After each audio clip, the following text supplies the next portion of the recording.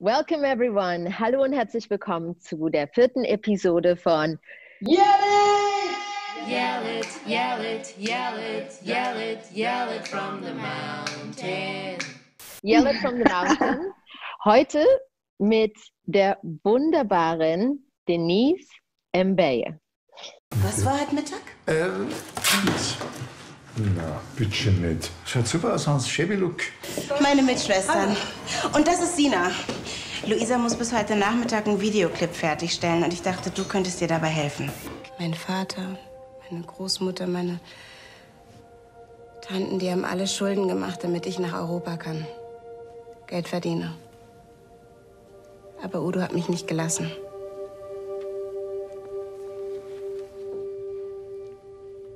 Ich bin Efimilo Okoye.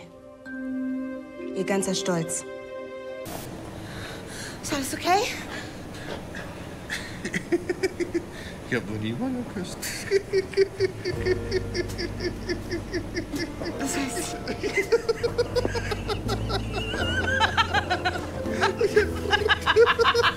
Hast du den Impfstoff?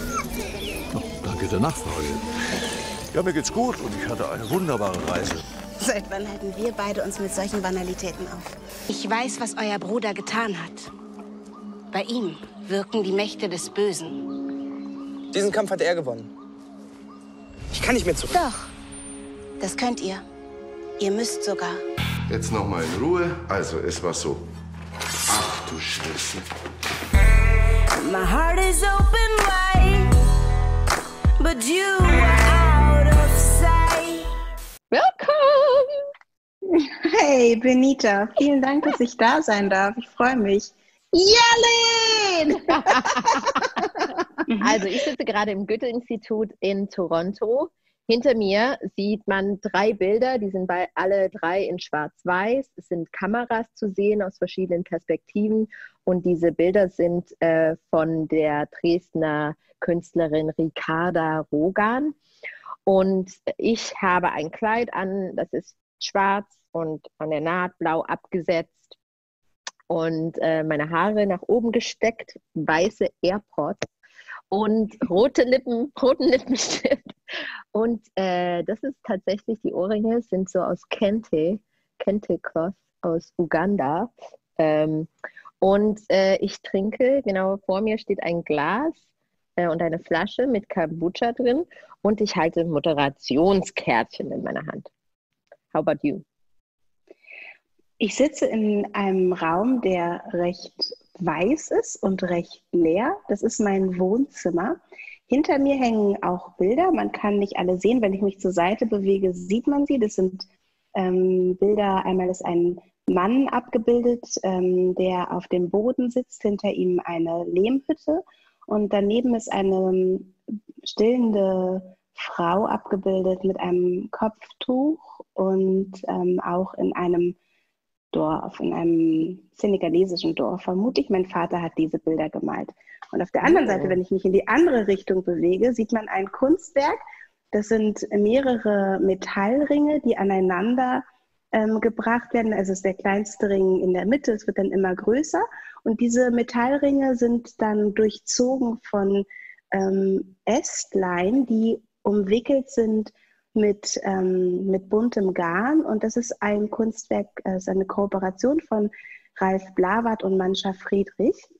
Und am Rand sieht man noch, glaube ich, so eine kleine Affenlampe. Also hängt ein weißer Apfel an der Wand. Und auf der anderen Seite sieht man noch so ein Stückchen von einem kleinen Holzofen. Und hinter mir ist meine Yogamatte. Und ein kleines Board, auf das ich mich draufstellen kann, um Balance zu üben, so ein Balance-Board. Und ich trage einen schwarzen Pullover, habe auch weiße AirPods drin, die sich gut absetzen, farblich. Und trage meine Haare offen, ja, und trage auch Ohrringe, Kreolen, die auch braun und dunkelbraun sind, so wie meine Haare. Beautiful. Ich möchte genauso wie bei allen anderen Gästen von dir gerne wissen, was für ein Getränk du uns heute mitgebracht hast. I'm so boring. No. Ooh, what is that? What's in It's there? just water. Da ist einfach Wasser drin. Und Wasser. zwar Wasser. Wasser ist das beste Getränk der Welt, würde ich mal sagen. Also ich meine, wir trinken ja eh nichts, wo kein Wasser drin sind. Jedes andere Getränk ist auch mit Wasser versetzt. Aber Wasser ist unser Lebenselixier. Ich lebe ja hier in Deutschland und ich finde es jedes Mal riesig erstaunlich, dass das Wasser, was aus der Dusche kommt, dass ich mich drunter stellen kann, den Mund öffnen und es trinken kann. Das ist so ein unfassbarer Luxus. Und ich bin mir relativ häufig dessen bewusst, dass das sehr luxuriös ist. Und ich bin ja so eine alte Yogi-Lady und das ist halt warmes Wasser. Im Ayurveda sagt man, warmes Wasser trinken. Das hilft dem Körper. Ne? Und auch noch aus einer Kupferflasche. Wow. Ich habe heute mitgebracht Kombucha. Ginger Kombucha. Magst du Kombucha? Ich liebe Cheers. Kombucha. Cheers. So, Denise, kannst du uns sagen, wer bist du? Was machst du? Stell dich kurz bitte vor. Damit hätte ich rechnen können und das ist etwas, was ich richtig, richtig schwierig finde, sich selbst vorzustellen. Vielleicht liegt es bei mir daran, dass ich so ein recht wildes Zusammenspiel an Aufgaben in meinem Leben habe. Also ich würde sagen, eine wichtige Aufgabe, die ich erfülle und die mich dann wahrscheinlich auch beschreibt, ist die Mutterschaft. Ich habe 2 Kinder, die schon relativ groß sind, 13 und meine Tochter ist schon 24. Ich bin sehr jung Mutter geworden. Und dann bin ich Schauspielerin und mache seit 10 Jahren fest eine Serie im deutschen Fernsehen, was ich jetzt gerade merke, auch nach dieser Corona-Zeit ein ziemlicher Luxus ist, dass man so fest in einem Format ist und das über so viele Jahre machen kann. Die Serie heißt Um Himmels Willen, da spiele ich seit 10 Jahren. Ich drehe aber auch andere Formate, ich spiele auch Theater und ich bin auch Sängerin und mache Musik. Und was mir im Moment ganz wichtig ist, ist meine Arbeit als Yogalehrerin. Da werden wir auf jeden Fall drauf zu sprechen kommen. Bevor wir das aber tun, gibt es jetzt eine schnelle Fragerunde. Bist du bereit? Nein. Was kaufst du mehr als andere Leute? Essen. Obst. Ich kaufe sehr viel Obst. Das war eindeutig. Welche Fashion-Trends sollten zurückkommen? Ich interessiere mich überhaupt nicht richtig für Fashion. Ich habe es extra ausgesucht. Ich habe gedacht, she's gonna pause. Weil ich mir schon dachte, dass du Fashion, meine Güte. Fashion, ich höre immer nur Fashion. Scheiß drauf. Okay, I have a good one. This one, listen. Wenn du deine Träume aussuchen könntest, was würdest du träumen? Vom Schwimmen, vom Surfen. Oh.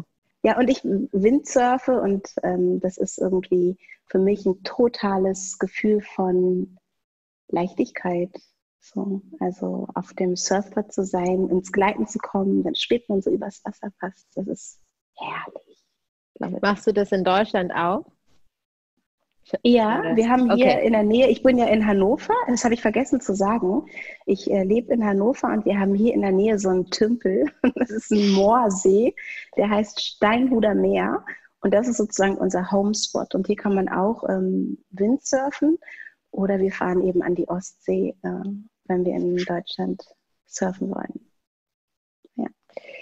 Du hast ja, wir steigen mal mit der Schauspielerei ein. Du hast ja gerade schon gesagt, seit 10 Jahren bist du bei Um Himmels Willen, der deutschen Serie. Die läuft auf dem ARD, im ARD. 20:15 Uhr dienstags. Du hast dein Handy in der Kita vergessen. Super, danke. Ich geb's dir erst, wenn du mir die Wahrheit sagst. Hast du letzte Woche 50 € aus unserer Kasse genommen? Das Handy gehört mir. Ja, du kriegst es auch zurück. Ich will's nur wissen.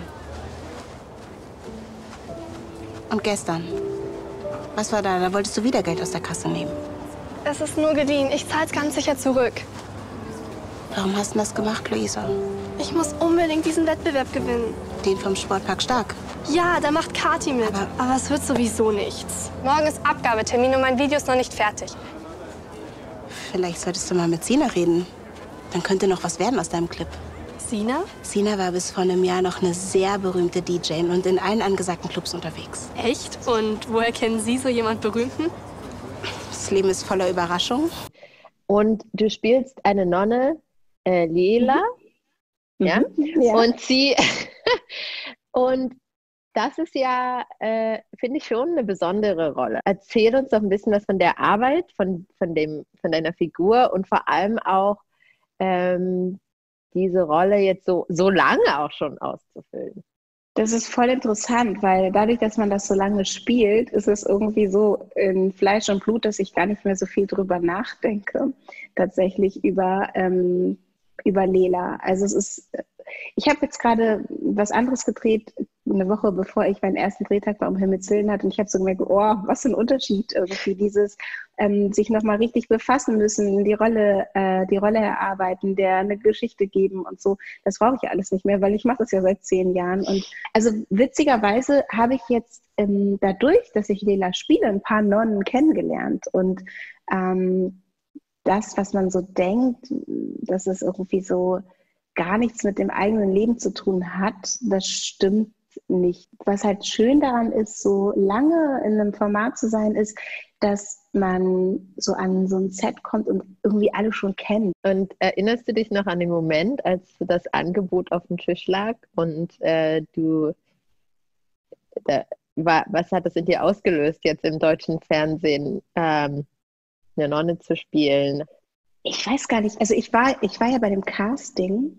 Ich glaube, es waren 8 mit mir. Ich weiß nicht. Es ist voll interessant, wüsste ich gerne, wer da war noch so, ne? Weil letztendlich treffen wir uns ja dann auch immer wieder. Ja. Gerade wenn weil wir noch in der Situation sind, zumindest damals, vielleicht verändert sich das ja jetzt hoffentlich in den nächsten Jahren, dass wenn da schwarze Nonne steht, dann, genau, dass wir dass die Jobs sind, die wir angeboten kriegen, dann viel mehr aber auch nicht, oder schwarze, also das Attribut sozusagen erfüllt ist. Und deshalb trifft man dann die gleichen Kolleginnen oft bei Castings.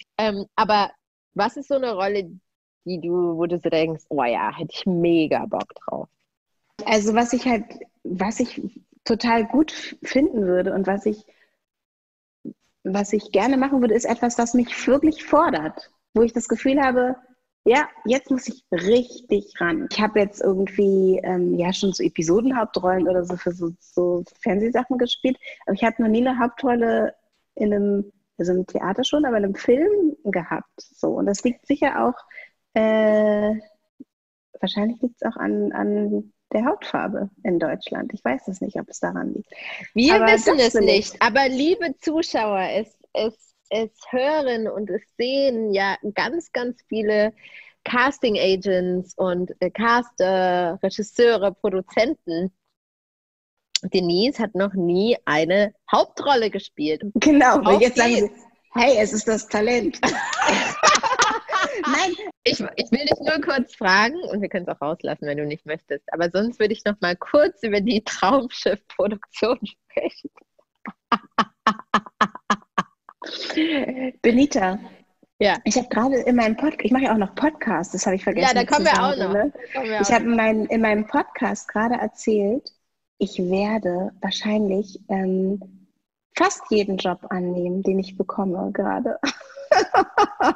Es gibt irgendwie natürlich Sachen, wo man so denkt, aber wenn man mir sagt, hey, du darfst eine Woche nach Tansania und hast dann da einen Drehtag, so, ey, Entschuldigung, da kann ich nicht Nein sagen.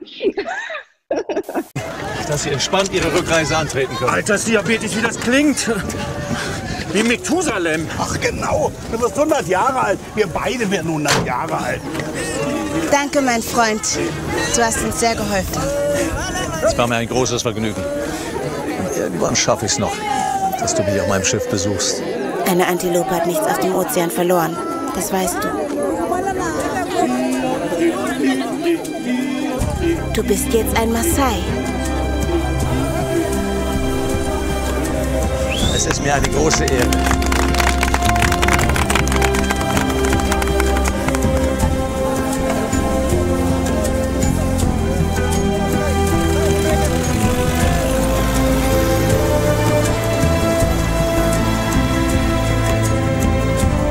für mich war das tatsächlich auch insofern sehr, sehr, sehr wertvoll. Ich war da ganz viel mit den Frauen zusammen, die in dem Camp, in dem wir gewohnt haben, gekocht haben. Ich habe eigentlich die ganze Zeit in der Küche gestanden und mit denen gekocht. Und natürlich dieses, wie Afrika gezeigt wird im deutschen Fernsehen, das ist wahnsinnig problematisch und das verändert sich doch, aber hoffentlich auch. Ich gebe ja die Hoffnung nicht auf, ne? Vielleicht bin ich echt naiv, aber ja, das hoffe ich sehr. In dieser Produktion hast du ja auch eine Ärztin gespielt und man darf das halt auch nicht vergessen, dass eine schwarze Ärztin im Fernsehen zu sehen, im deutschen Fernsehen zu sehen, auch noch was Besonderes ist. Was glaubst du, und ich frage das jetzt gerade, weil das einfach, finde ich, auch wichtig ist für uns als Schauspieler jetzt ab dem Moment, das fühlt sich ein bisschen an wie Jahr 0, Grad 2020, auch so ein bisschen wacher zu sein. Inwieweit, glaubst du, können wir darauf auch mit einwirken, dass solche problematischen Produktionen, wo Stereotype gezeigt werden, wo Afrika in einer bestimmten Art und Weise gezeigt werden, dass nicht die komplette Sicht auf das Land zeigt, sondern eine bestimmte mediale, diskriminierende, rassistische Art und Weise.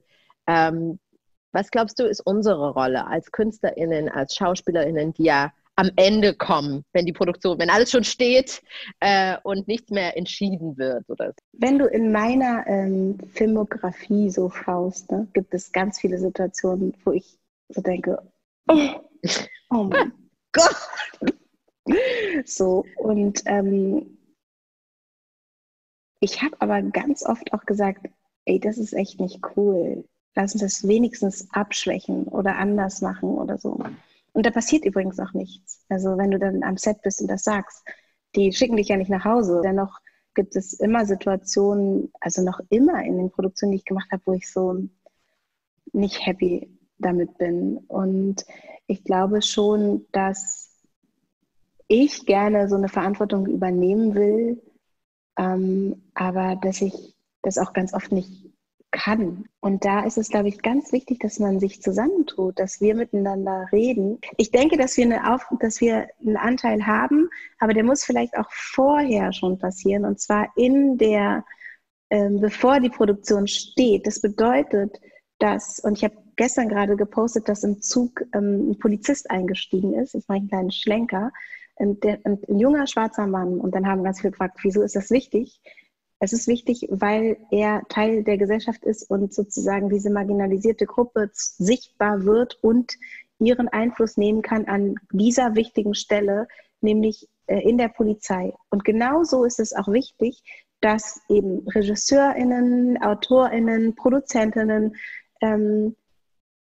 schon vorab die Geschichten mitentwickeln. Aber auch, dass ich das nochmal allgemein sage, das ist, glaube ich, für uns unter uns Schwestern sozusagen auch ganz wichtig ist, dass wir uns nicht verurteilen für die Jobs, die wir annehmen. Lass uns mal noch zu den Podcasts kommen. Also du machst schon seit vielen Jahren zusammen mit Nina die kleine schwarze Chaospraxis, sehr erfolgreicher Podcast. Vielleicht kannst du darüber ein bisschen was kurz erzählen. So in diesem blinden Aktivismus ist auch die kleine schwarze Chaospraxis mit Nina Lagrande entstanden.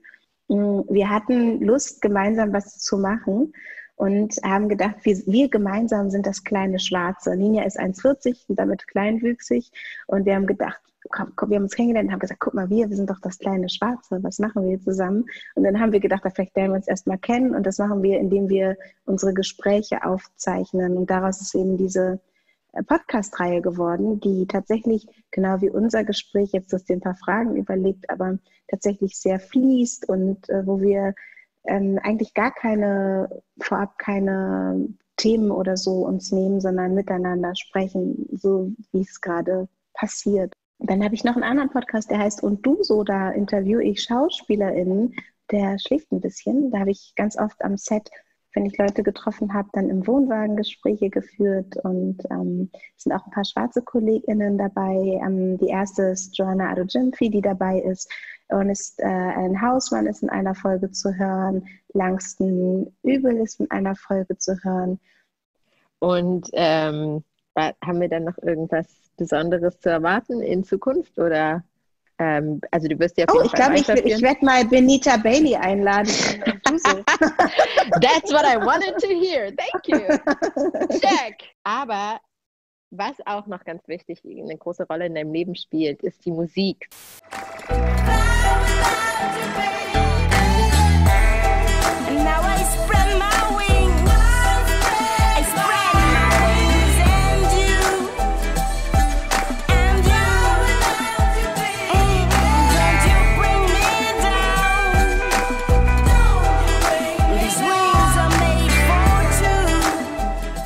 Ich habe mich gefragt, wie war das für dich jetzt gerade besonders in der Corona-Zeit, wo wir alle Künstler ja on hold waren, keine Dreharbeiten.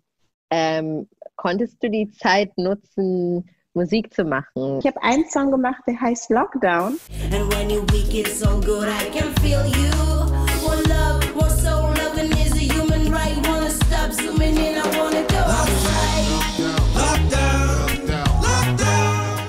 Den habe ich gemacht mit einem Musiker, der heißt Slim aus den USA. Ich kenne ihn gar nicht persönlich.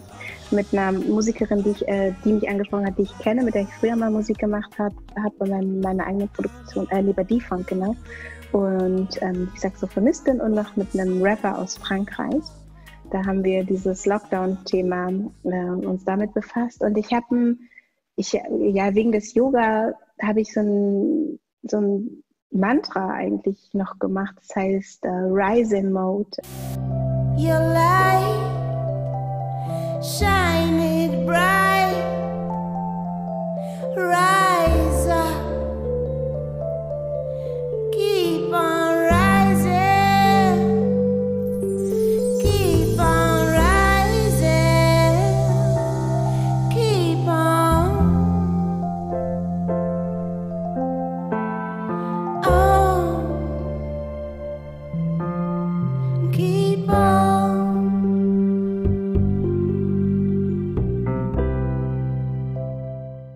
Wie kam das Yoga überhaupt in dein Leben und welche Bedeutung hat es für dich? Ich glaube, das erste Mal habe ich Yoga kennengelernt, da hatte ich ein Stipendium für Spielen vor der Kamera. Das war so ein Workshop über mehrere Wochen. Und da haben wir auch Körperarbeit gehabt in Berlin und da habe ich Yoga kennengelernt und mochte es gar nicht. Das ist, glaube ich, 20 Jahre her oder so. Und dann habe ich es aber wieder gefunden und habe irgendwann gedacht, ich mache eine Ausbildung. Das war auch so eine fixe Idee. Ich dachte, ich mache eine Ausbildung und dann lerne ich das ja für mich einfach nochmal anders und habe da auch, wurde mir nochmal bewusst, wie viel das Meditation ist. Ich biete auch Meditationen an auf Inside Timer und ich nutze es jetzt richtig, auch für meine Arbeit als Schauspielerin, um mich zu erden, um auch Inspiration zu bekommen, um mich mit mir selbst zu verbinden, mit meinen KollegInnen zu verbinden.